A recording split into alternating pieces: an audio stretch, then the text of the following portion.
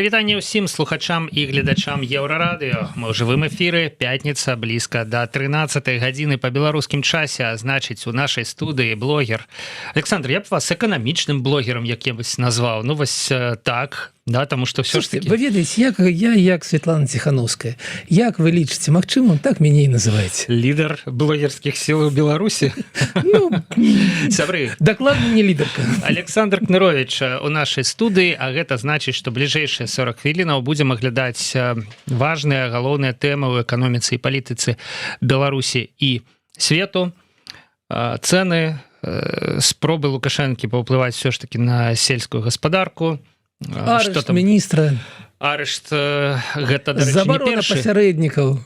Не першы міністр прыроды і навакольнага асяроддзя арыштаваны ў Беларусі за хабар, это што нейкая такая самая карумпаваная атрымліваецца пазіцыя, да, пасада ў беларускім савеце міністраў. Я ніколі не падумаў бы, да, што... Павел, гэта як у камп'ютарнай гульні. Чым вышэй, тым складаней. Ёсць нейкі ўзровень кампетэнцыі, калі ты ўжо і так згараеш. Ну, это прырода і навакольнае асяроддзе. Буслы, бабры. Ой, слухайце, ён паедзе на ІК-3, там асяроддзе, там такія дрэвы растуць, паветра добрае. Запаведны напев, так. Вось, конечно, пра піва. Галоўнае, што вас же паважаныя нашы гледачы, якія глядзяць гэта з Беларусі, а вас заўсёды большасць. Вас збіраюцца лишить магчымасці купляць сапраўднае імпартнае піва, чэшскае, бельгійскае, польскае, літоўскае і как бы все астатняе. Таму сёння мы па гэтым паразмаўляем таксама, і мы з Павлом дамовіліся, што будзе нейкая пытанка з гэтай нагоды, але не ведаю, як яна будзе сфармулявана. Ну, давайте зараз сфармулюем пра піва. Я вось падумаю, задаўшы Александру першае пытанне, і калі вы будзеце слухаць адказ, але нагадаю, дарэчы, пра канцэпцыю наша, гэта стрымаў. Александра ёсць уласны YouTube-канал, які так і называецца Кнырович. Звычайна па чацвяргах, але я так разумею, апошнім часам уже нават 2 разы на тыдзень. На тыдні, таму не заўсёды чацверг атрымліваецца. Да, там выходзяць такія сціслыя, ёмістыя відэа, прысвечаныя аналізу нейкай вот эканамічнай, эканоміка-палітычнай тэмы, звычайна звязанай з Беларусю ізноў жа. Ну, а мы тут гэтую тэму разгортваем як цукерачку і адказваем на вашы пытанні, на вашы заўвагі, таму што стрым у вас абсолютно, у нас абсолютно жывы. Тут мне нешта спрабавалі падказаць, я нічого не зразумеў, але неважна. Стрым у нас абсолютно жывы, сябры, так што ў чаце трансляцыі дзяліцеся сваімі ўражаннямі і задавайце пытанні. Калі будзе донат, то гэта пытанне мы агучым з большай ахвотай. Александр, ну чаму будзе прысвечанае заўтрашняе відэа на вашым канале? І вось з гэтага, уласна кажучы, і пачнем, як заўжды. Да, ну, я нагадаю, што мы абяцалі нашым гледачам аб тым, што мы ў мінулы раз не паспелі паразмаўляць пра, канешне, кошты у першую чаргу прадуктаў харчавання, і што мы пачнем з гэтага сённяшні выпуск. На мінулым тыдні, на гэтым тыдні, ва ўторак выйшаў відос пра кошт пераключэння ад Расіі да ЕС, то, што мы меркоўвалі ўжо. А вось гэты выпуск будзе прысвечаны менавіта коштам, і чаму я яго ўвогуле зняў? Таму што я пабачыў, ведаеце, атаку прапагандыстаў. Я пабачыў сродкай масавай інфармацыі, атаку прапагандыстаў. Гэта была Белці, гэта была Беларусь сёння, Алёна Красоўская, моя улюблёная корэспандэнтка. Вы цяпер мне вінныя каля 1000 еўра. Краш, Александр. Краш, мой краш. Не, 1100 еўра. 100 еўра, бо 3 часа майго часу, 3 гадзіны майго часу вы змарнавалі. Белта, Беларусь сёння, ОНТ, ва ўсіх сродках масавай інфармацыі выйшлі навіны, як жудасна з коштамі на прадукты харчавання у Польшы. Ну, немагчыма не прыняць выклік і паразмаўляць, як сапраўды абстаяць справы. Што было ў сродках беларускіх масавай інфармацыі? За нядзелю рост коштаў у Польшы на 1,5%. У Беларусь сёння ввогуле такая, ведаеце, статья, я ввогуле, артыкул, ввогуле, ведаеце, калі людзі, вось прапагандысты пачынаюць разважаць у катэгорыях добра, дрэнна, ну як можна спрачацца? Ці добра чалавеку ў Польшы, ці добра ў Беларусі? Кожнаму па-свойму. Хтосьці не можа перажыць ностальгію, яму заўжды будзе вельмі цяжка жыць у Польшы. А для кагосьці вельмі большая патрэба у асабістых правах, у магчымасці выказацца, і ён не можа жыць у Беларусі. Таму ў катэгорыях добра-дрэнна ну, нельга параўноўваць людзей. А вось калі яны пачынаюць казаць пра лічбы, вось тады ўжо ўсё можна і параўнаць. Так вось Беларусь сёння корэспандэнтка нацягала некіх лічбаў, ад якіх, канешне, мае валасы пачалі астатнія расці, ну, ўжо не ўнутр, а кудысьці, ну, збегаць на іншае месца. Альтэрнатыўную рэчаіснасць. Так, ведаеце, таму што у яе атрымалася, што інфляцыя за мінулы год 12,7% па прадуктах харчавання. У Польшы, так. Што за месяц рост коштаў на тытунь 50%. І ввогуле яна, ведаеце, яна набрала агульных лічб. 3 гадзіны я патраціў на то, каб знайсці карані гэтых лічбаў. Яна ж павінна была дзесьці на что-то абапірацца. Я не знайшоў, а ведаеце, я шукаў дакладна. Адное, што я знайшоў вялікую, ведаеце, вялікую табліцу кошты на прадукты харчавання 70-го года па розных краінах. І нешта падобнае да інфляцыі 12,7% я знайшоў у Польшы, 15% было па прадуктах харчавання, але ў 22-23 годах. Калі ў Беларусі было там 15% па прадуктах харчавання, то бок гэта былі, ну, пачатак вайны і ўплыў інфляцыі, і ўплыў коштаў на нафту і газ, і астатняе. І, канешне, савецкая, ну, Беларусь сёння, савецкая Беларусія схлусіла ў 5 разоў. Ну, так, ну, просто схлусіла просто ў 5 разоў, не, как бы не саромячайся. У меня было пытанне толькі адно, ці ёсць у вас рэдактарка Алёна Красовская, ці вы самі гэтае пішаце, і яны ўсё пускаюць, ўсё, што вы там не пісалі. Напісалі бы 1000%, было бы, как бы, ну, 1000%. Ну, чаму не? Што вас спыняе, Алёна? Адкажыце, калі ласка. А вось у Белце і у АНТ рэпартажы былі, якія мелі падставу пад сабой, але якую падставу? У Польшы ёсць такі сервіс, завецца «Пан Парагон». Мы шукалі разам з яшчэ адным чалавекам у студыі, як жа гэта будзе сказаць па-беларуску. Спадар Чэк, напрыклад, ці таварыш Чэк. Товарищ Чек. Нормально. Товарищ Чек – это хорошо. Ну, такі сервис, да? Конечно, гэты сервис в Беларусі быў бы прызнаны экстрэмісцкім, ну, прыкладна за хвілін 15. Чаму? Таму што туды людзі скідваюць, тысячы людзей скідваюць свае здымкі парагонаў сваіх, якія, ну, чэкаў. Парагон – это, да, это вось касавы чэк, які вылазіць вось з гэтага апарата, калі ты аплачваеш, ці які касірка вось табе выдае. Гэта тут у нас в Польшы называецца парагон. Гэта пацверджанне таго, за колькі вы набылі тыя ці іншыя прадукты. І вось гэты агрэгатар сумуюць все гэта і высвятляе па розных, ну, там, бульба, яблыкі, там, масла, па розных гэтых статьях, колькі ў сярэднім каштавалі тыя ці іншыя прадукты, але не найтайнейшы, а тыя людзі, якія людзі абіраюць самыя. Бо людзі, ну, калі ў ёсць даход, яны не абіраюць самыя танныя памідоры ці самае таннае масла ці нешта іншае, яны абіраюць на некую якасць. Вось. І таму сапраўды па дадзеных гэтага сектара, не па дадзеных Белстата, то бок Полстата, а па дадзеных вось гэтага сервіса сапраўды быў такі штрушок інфляцыі, там было за 1 тыдзень вырасла цана на бульбу на 10%, ну, зіма, зразумела, там, чаму так адбываецца ў Беларусі, как бы, як казала Акадэмія навук, кошты электрычнасці ўплываюць на кошты бульбы. Вось. І сапраўды гэта мела некую падставу, але слухайте, ну, Александр, тыдзень да тыдня розныя. Па-першае, да, а па-другое, я не ведаю, можа быць, вы гэтым і хаціце працягнуць, але гэта ж заўсёдны батл. Вот беларусы глядзяць на афіцыйную інфляцыю, так, глядзяць на чэкі з крамаў, так, уласныя, да? Так.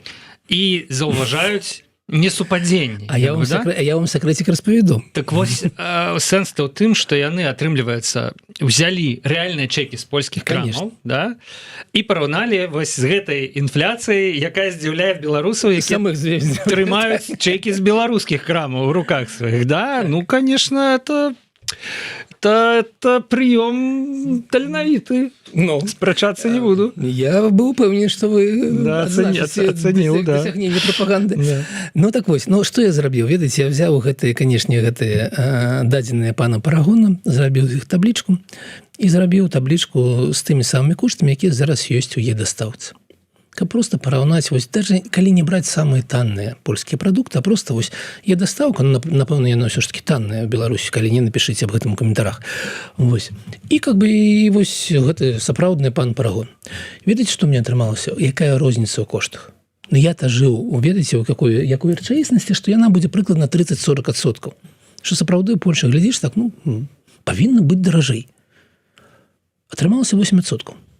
Атрымалася, што за кошт таго, што вагаюцца Польша, вагаюцца курсы, і за кошт таго, што, напрыклад, яблыкі натуральным чынам у Беларусі даражэйшыя за польскі, бананы даражэйшыя за польскі і так далей. Атрымалася, што кошт кошыка, ну, там такі неўзважны, але ўсё ж такі нейкі кошык, на які арыентуецца АНТ, калі і Белты. Так вось кошт гэтага кошыка, состав будзе у меня в відосе, на 8% толькі даражэйшы у Польшы. Розніца ў заробках, вы разумееце, ў 2 разы. Сапраўды, у нетта-заробках, апошнія дадзені па студзеню, 2000 еўра уже перасягнула заробак сярэдні ў Польшы, але гэта брутта, калі мы кажам нетта, калі мы кажам Беларусі нетта, розніца ў 2 разы, 8% розніца ў цане на харчаванне, і таму атрымліваецца што? Атрымліваецца тое, што паляк выдаткоўвае на ежу каля 18%, а беларус каля 38%. Вось так яно і атрымліваць. Ну і наконт інфляцыі скончыць хацелася б, ведаеце чым? Канешне, апошнія дадзеныя, спажывецкая інфляцыя ў Польшы за студзень 2,2%, у Беларусі 6,8%, там магчыма 2,4%. Ну то бок у Беларусі інфляцыя ў 3 разы больш агульная па спажывецкіх таварах. Яна толькі ў савецкай Беларусі по-іншаму некая пабудавана. Я зараз попрасіў бы паказаць давайте працягнем тут уже не про рэальнае, а про прогноз, про прогноз на 2026 год. І вось мы бачым зараз на экране, што мы бачым. Там, магчыма, вы не можете прачытаць дробны шрифт, гэта дадзеныя ААН, дадзеныя вось гэтай службы харчовай службы ААН, да, і прогноз на 2026 год. І буйным, вось як нам гэта падабаецца, буйным вось у кружочку наш рэгіён. Што мы там бачым? Александр, что мы там бачим? Инфляция в Беларуси? Прогноз инфляции по Польше по продуктам харчевания 1,2%, а по Беларуси 8,9%. Вот такие прогнозы у ААН. Официальные. Это не советская Беларусь, ну не веду, Еврораду. Это то, как лічыцца вполне себе нейтральная структура ААН, что розница в инфляциях по продуктам харчевания будет, кольки, полічыце, у меня атрымліваецца, ну, 7 разоў.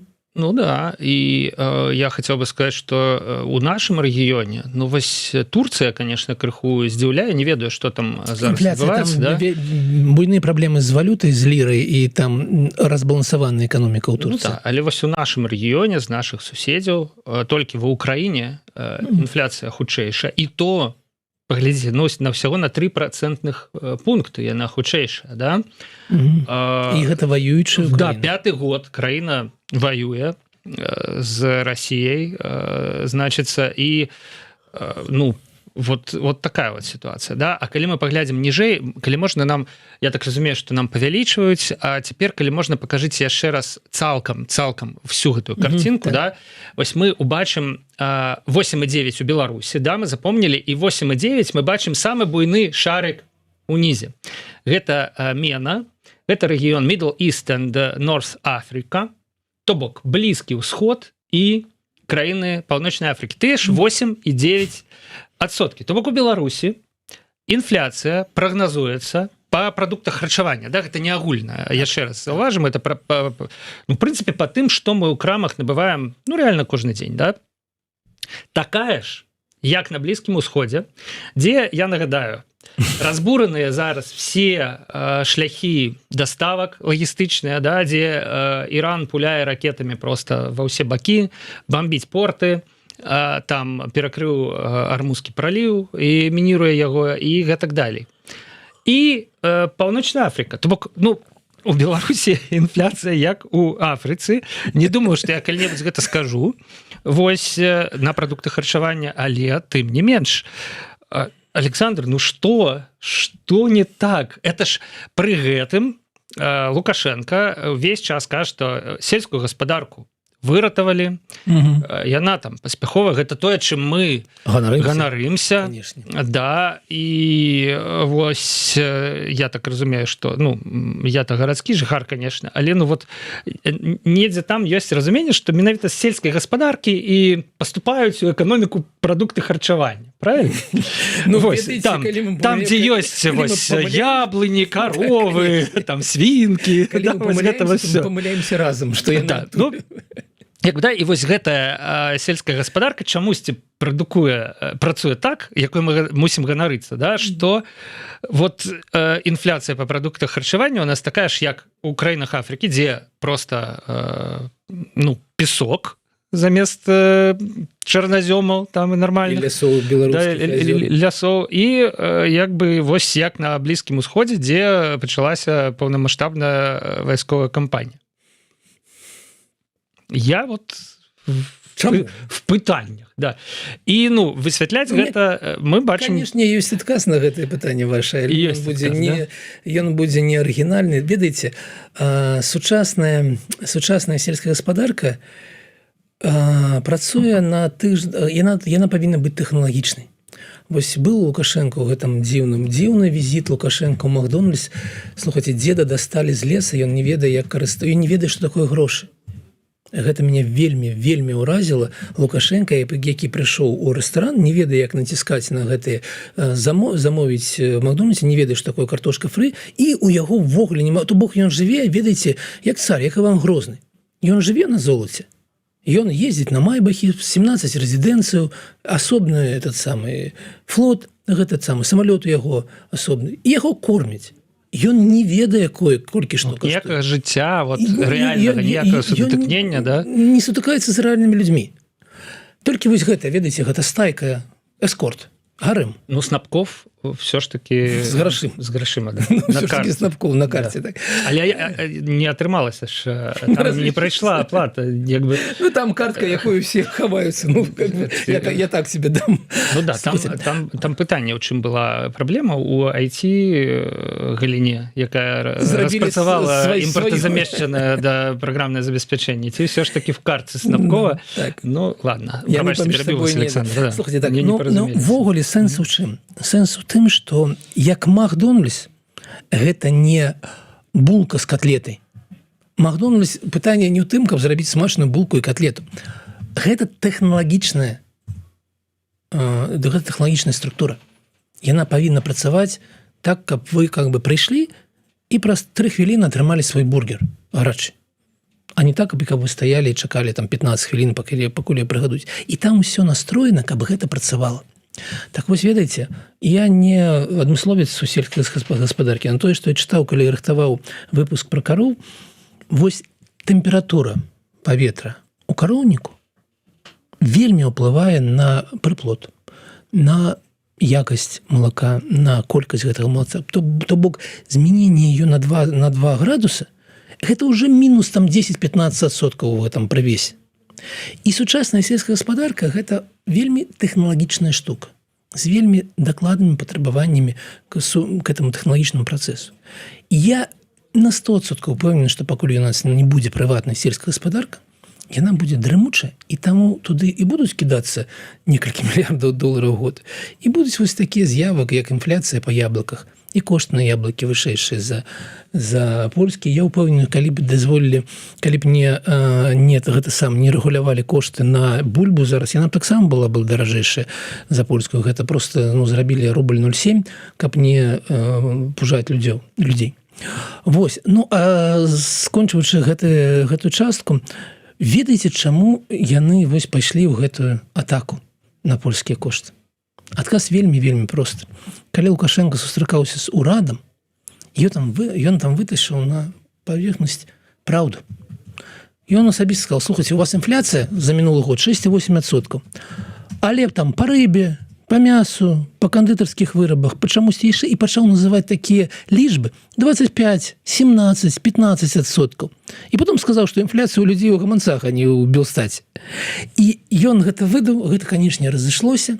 І вось каб адбіць вось гэты ўплыў самога Лукашенка на беларускае насельніцтва, і пайшла в атаку беларуская прапаганда. Вось гэтаму будзе прысвечаны выпуск. Я вам его амаль расказаў, але толькі не расказаў падрабязнасці дробязі ў гэтай таблічкі. Магчыма, для гэтага вам будзе цікава яго заўтра паглядзець. Я думаю, што дробязі канкрэтнай лічбы гэта самае цікавае. Александр, я хацеў сказаць, што да, не толькі нас з вами турбуе пытанне пра тое, што ж не так з беларускай сельскай гаспадаркай. Другі тыдзень шукае адказ на яго.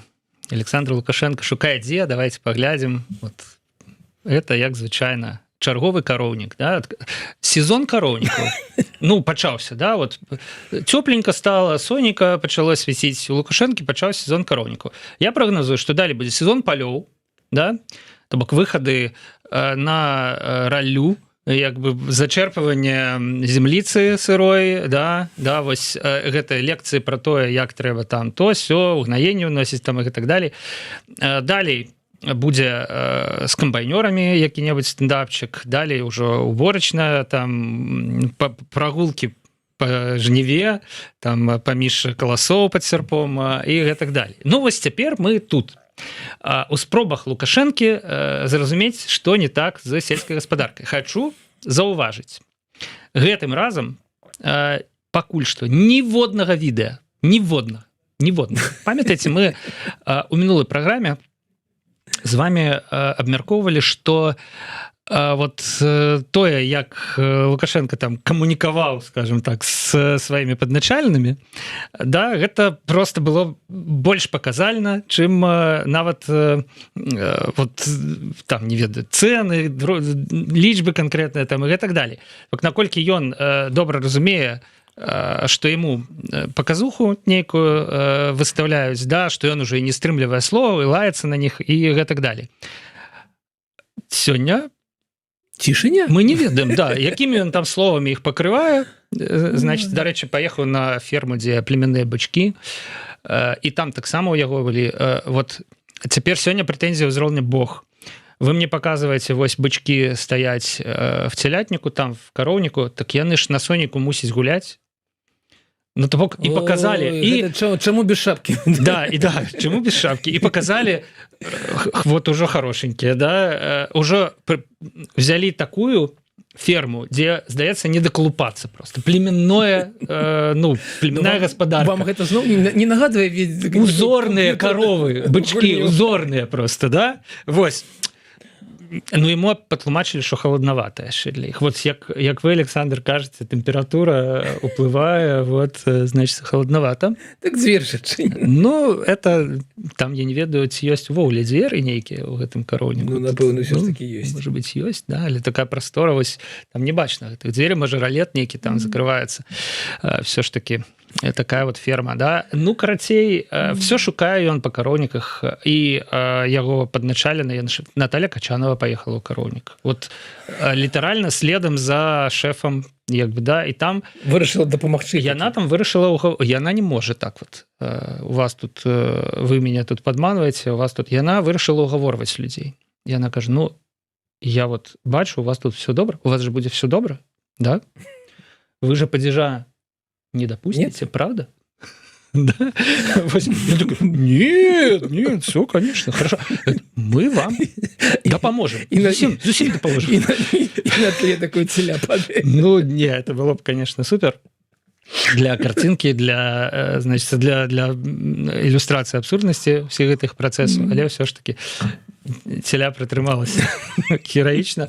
Вось, мы вам дапаможам, только вы, калі ласка, вот, не допустите там падзяжа. Вось чым займаецца сёння Лукашенко. Відэа, я баюся, што мы так і не пабачым, каб у нас не ўзнікла нейкіх неправільных асацыяцый і меркаванняў з тым, што там адбываецца у гэтых кароўніках. Ну, нам і відэа з Макдональдса хапіла. Урэшце рэшт на я буду здымаць, ведаеце, буду здымаць пра Макдональдс, наступнае відэо будзе і пра Макдональдс. Ведаеце, што яшчэ, ну, такі автоп трохі. У мяне яшчэ жаданне сняць відэо для як зварот да расейца. Такі вось, ведаеце, артаганальны такой відос. А чо вы чытаеце хутчэй за ўсё трэц? Да? Не. Не? Меня не маў трэцы, а мне ўсе кажуць, слухай, заведзі трэц, бо там нешта адбываецца. Там беларусы звяртаюцца да расейцаў рэгулярна. У основном с таким месседжем расейцы кажуць: что-то у нас у России стало душновато, а не переехать ли нам в Беларусь? И туды набегаюць десятки беларусаў, адразу каментуюць: не-не-не-не-не, вы что? У нас тут таксама дрэнна, не приезжайте.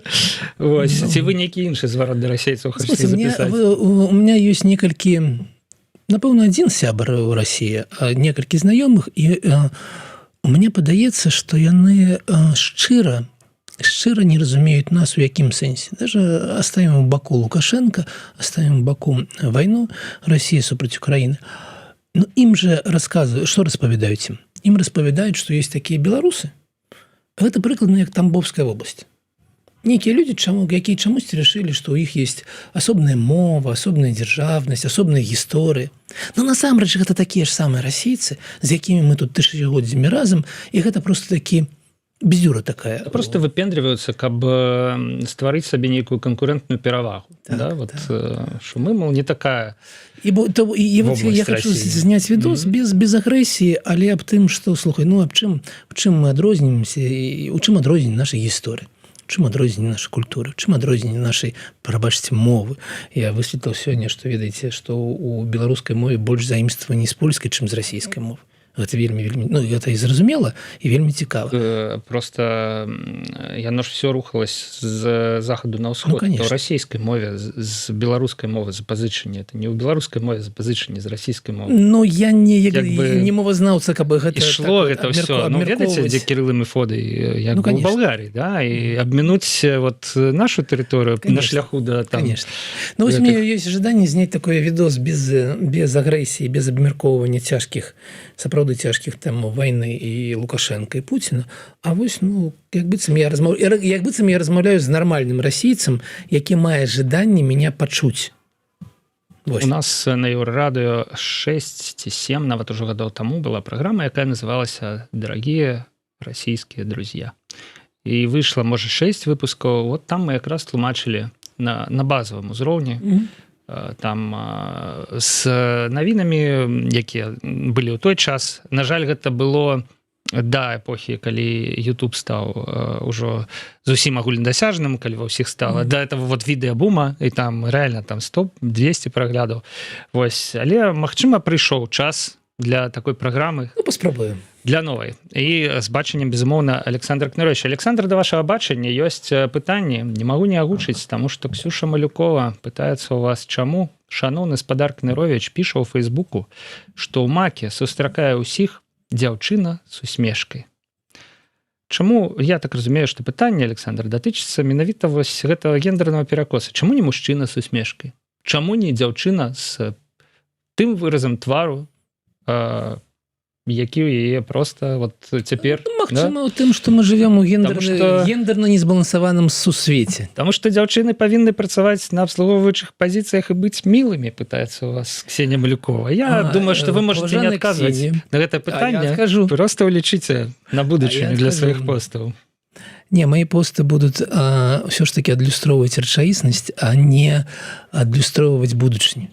І, канешне, у будучыні я бы вельмі жадаў, каб гэта была не толькі дзяўчына, але і хлопец. Просто каб это быў чалавек. Давайте вот так. І мы, калі мы пабачым, хто працуе ў Макдональдсах вось у Польшы, толькі хацеў сказаць, то тут няма такого, што гэта павінна быць толькі дзяўчына. Да? А больш за тое, якія есть добрыя афіцыанты ў італьянскіх рэстарацыях, там, напэўна, больш афіцыантаў, чым афіцыант, так? Больш мужчын, чым жанчын. Але калі мы кажам пра беларускую рэчаіснасць, то Ксюша праз, магчыма, жарт, магчыма, сур'ёзна, але кажа пра сур'ёзную праблему. Мы з вами абмяркоўвалі, што азаронак пра тое, што ў нас есть новая эліта. Хто наша новая эліта? Доктары, настаўнікі. Потым ты глядзіш унутры гэтай новай эліты і бачыш, што эліта настаўнікі зарабляюць на траціну менш, чым у сярэднім па краіне, а эліта дактары на 20% менш. І там 80 плюс адсоткаў жанчын. І таму, калі я буду пісаць пра вобраз настаўніка беларускага, то, напэўна, я буду пісаць пра настаўніцу, таму што з 5 настаўнікаў 4 будуць жанчыны. Таму я буду апісваць рэчаіснасць такая, якая яна ёсць.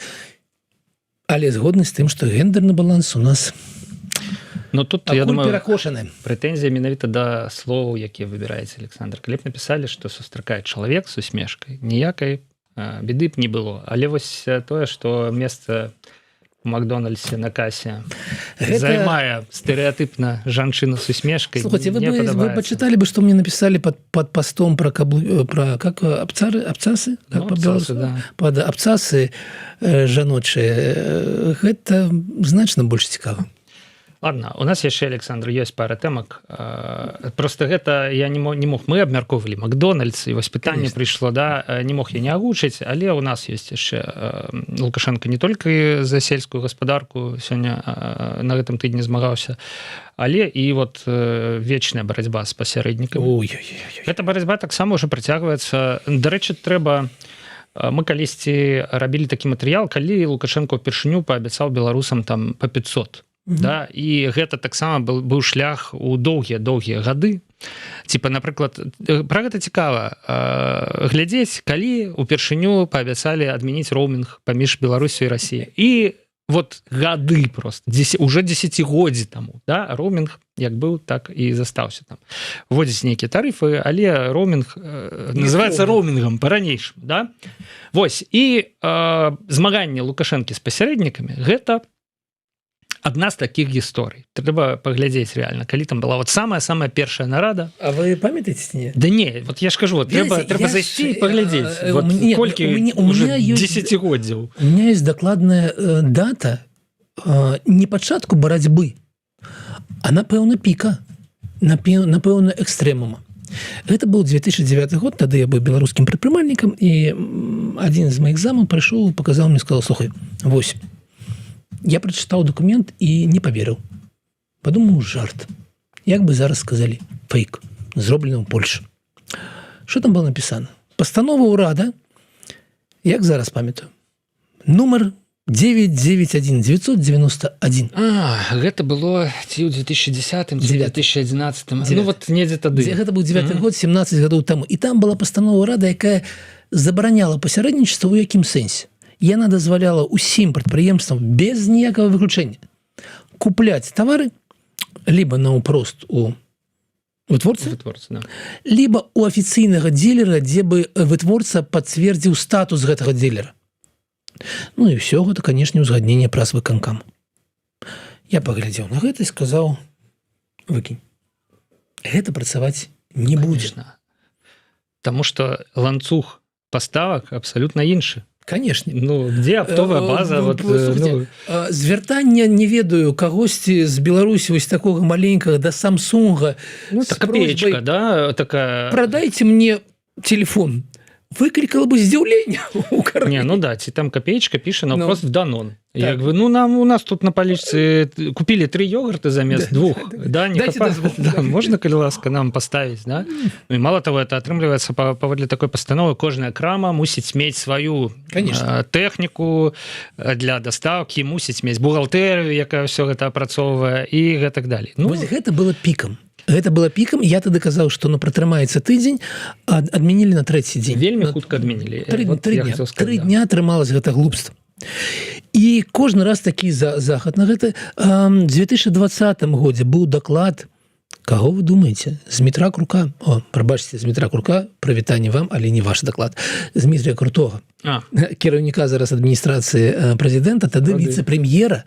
І гэта быў даклад Лукашенко на тэму аб тым, што эканамічна немэтазгодна барацьба з пасярэднікамі ў Беларусі. Гэта было 6 гадоў таму. Падыміце Google, усё памятае. Вось. І зараз гэта наступнае, ведаеце, што ў яго ў галаве? Што калі б не было пасярэднікаў, то вось гэты 25-30% мы бы эканомілі і мы бы былі б канкурэнтна здольнымі з кітайцамі. Гэта эканамічная, адсутнасць эканамічнай адукацыі. Гэта непісьменнасць эканамічная чалавека. Чаму? Самае простае, таму што прыбытак пасярэдніка не 25-30%. Добра, калі на гандлёвыя аперацыі чысты прыбытак потым застаецца 5%. У буйных кампаній гэта менавіта так. Таму справа ідзе, хто заробіць гэтыя 5%. Але гэта не бескаштоўныя 5%. Што робіць не будзем казаць пасярэднік. Оптавы гандляр, гуртовы гандляр, гуртовы гандляр называецца. Ён адказвае за лагістыку, адказвае за мытныя всякія рэчы, адказвае за разлікі, і ён бярэ на сябе камерцыйную рызыку. Ввогуле, ведаеце, як выглядае Беларусь за мяжой. Гэта краіна, наша краіна, на жаль, без інвестыцыйнага рэйтынга, без крэдытнага, такого знешняга рэйтынга. Тое, што мы тут самыя сябе пішам з Расіі, гэта не ўплывае ніяк на вытворцу недзе ў Славеніі ці ў Кітаі і так далей. Мы краіна, якая кінула. І таму шмат якія прадпрыемствы просто не будуць пагаджацца гандляваць з Беларусю, таму што это краіна небяспекі, гэта краіна рызыкі. І вось гэтую рызыку набяруць на сябе пасярэднікі. І таму закрэсліць, ліквідаваць пасярэднікаў сённяшняй Беларусі азначала бы у першую чаргу не зніжэнне коштаў, а падвышэнне коштаў.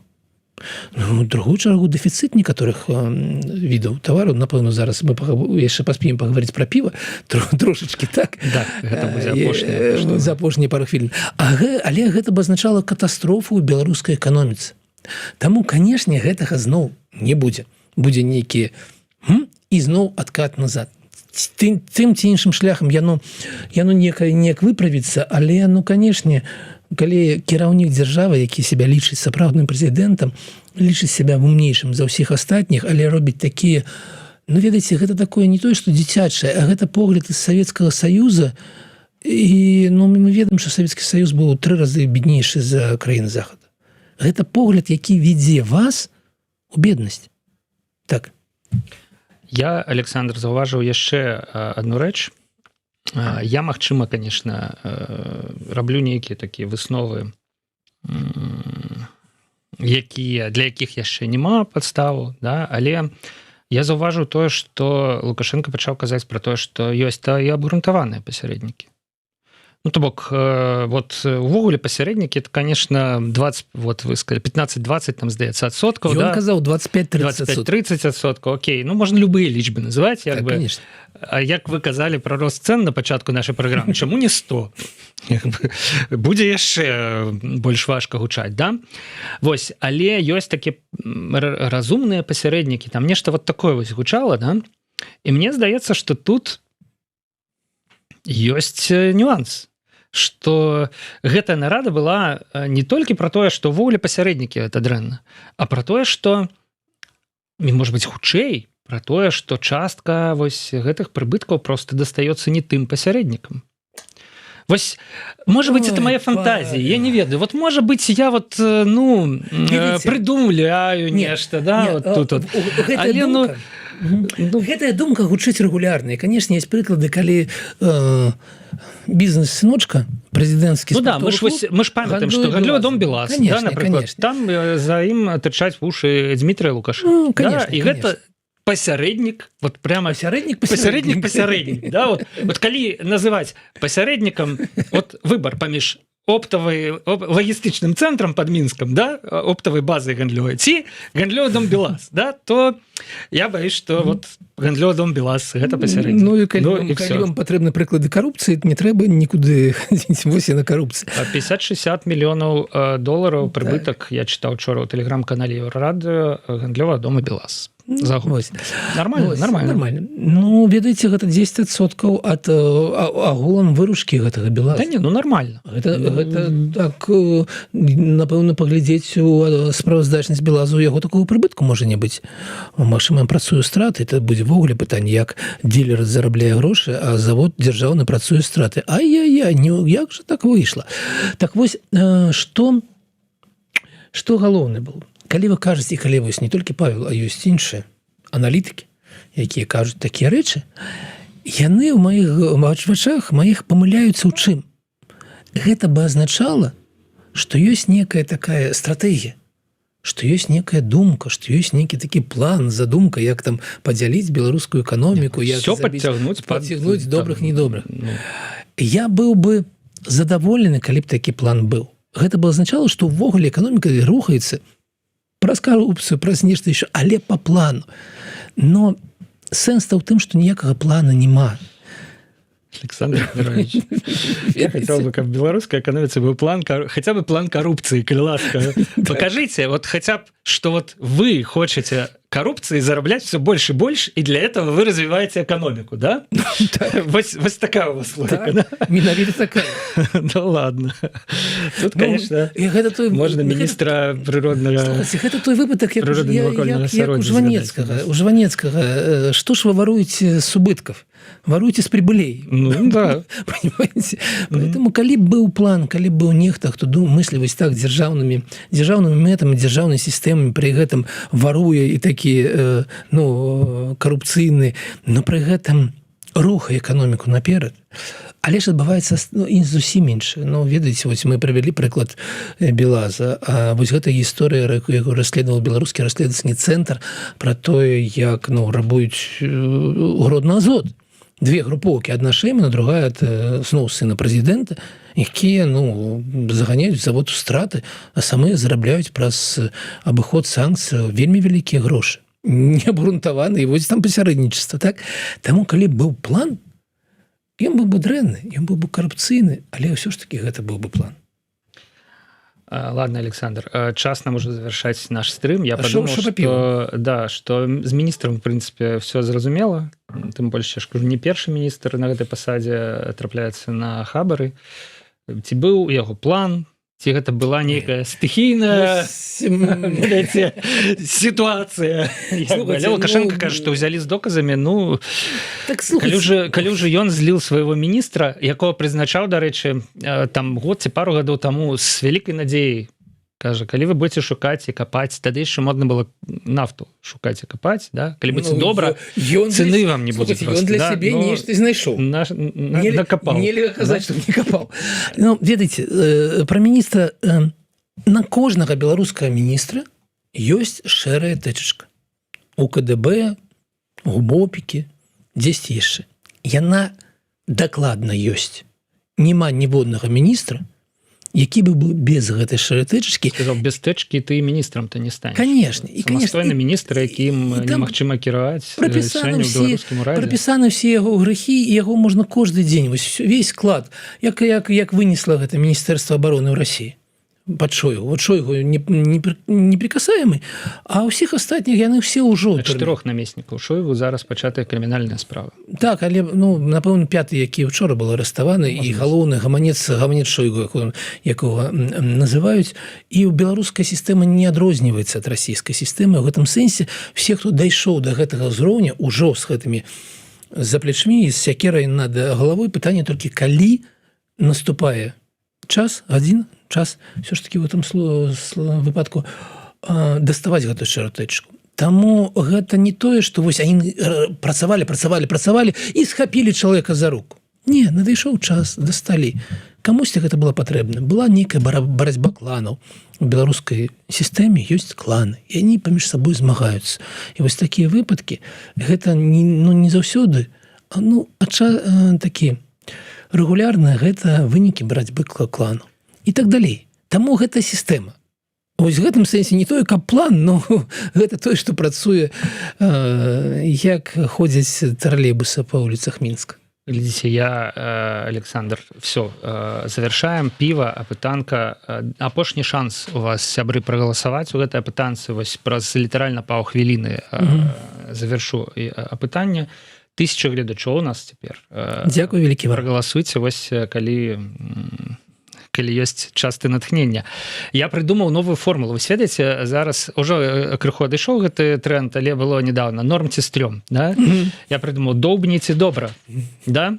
У Беларусі забараняюць імпартнае піва. Рэчы, хто не ведае, яшчэ месяц будуць гандляваць рэшткамі, а далей я нават не ведаю, што далей будзе. Забарона. Забарона. Піва з несяброўскіх краін, не толькі піва. Касметыка, тэхніка і многа чаго яшчэ з несяброўскіх краін будзе забаронена. Значит, реакция, да? Ну и доўбні, буду сумаваць по чэшскім, 82%. Ну и добра, я за альварыю десятку, 18%. У прынцыпе, у нас класічны вось гэты прынцып Парэта, 80/20. Вось, все ж таки большая частка нашай аўдыторыі за тое, каб беларусы мелі магчымасць выбіраць. Ведаеце, в чым сакрэцік на апошнюю хвілінку? Беларусі беларусы патрабляюць вось гэтага несяброўскага піва 5-7%, не болей. Все ж таки у Беларусі ўжо ёсць нармальныя заводы. У нас есть Лідская, Ліварыя, Крыніца, але Крыніца дзяржаўная, а вось Лідская, ну калі я там апошні раз быў, Лідская было вельмі добрае піва. Таму у Беларусі ёсць прапанова рознага піва, і таму вось гэты попыт застаўся толькі у некага асобнага сегмента беларусаў. На вось такое вельмі якаснае, але напэўна 2 разы даражэйшае за беларускае піва. Але скасаванне яго продажы прынесе страту беларускаму бюджэту. Чаму? Таму што ўсе і беларускія вытворцы, і замежныя вытворцы плацяць акцыз, плацяць ПДВ, налог на дадатковую вартасць, НДВ, падатак ПДВ, падатак на дадзеную вартасць. Але ж тыя, хто імпартуе, яшчэ плацяць 20% ўвазнога тарыфа. І таму гэта будуць страты для беларускага бюджэта, а не прыбытак для беларускага бюджэта. Ці здолеюць беларускія вытворцы замясціць гэтую нішу, зрабіць нейкія складаныя сарты, ведаеце, нет. Чаму? Таму што гэта вельмі вузкі ніша. А вось гэта буйныя прадпрыемствы працуюць у буйных нішах. То бок гэта справа будзе для нейкіх малых піваварень. Я спадзяюся, што яны ўсё ж такі яшчэ ў Беларусі актыўна працуюць. Яны будуць замяшчаць гэты попыт. Ну, а ввогуле, адначасова Турчын кажа аб тым, што мы павінны быць тварам к Европе, не павінны сыходзіць з Европы, і адначасова нехта прымае вось такія наказы. Напэўна, гэта зноў тыя самыя 2 групоўкі, якія боруцца, змагаюцца паміж сабой у беларускай уладзе. Я мяркую, што Александр Генча Турчын сам бы такую пастанову не прапанаваў бы. Ну што ж, все ж таки давайте за выбор, каб беларусы маглі піць тое піва, карыстацца той касметикай, набываць тыя аўтамабілі, якія яны хочуць. Выбіраць таго прэзідэнта. Ой, ну это уже Александр Кадырович в нашем эфире. Праз тыдзень, сябры, сустрэнемся з новым разбором важных эканамічных і палітычных тэм Беларусі і свету. Дзякуй вялікі, да пабачэння.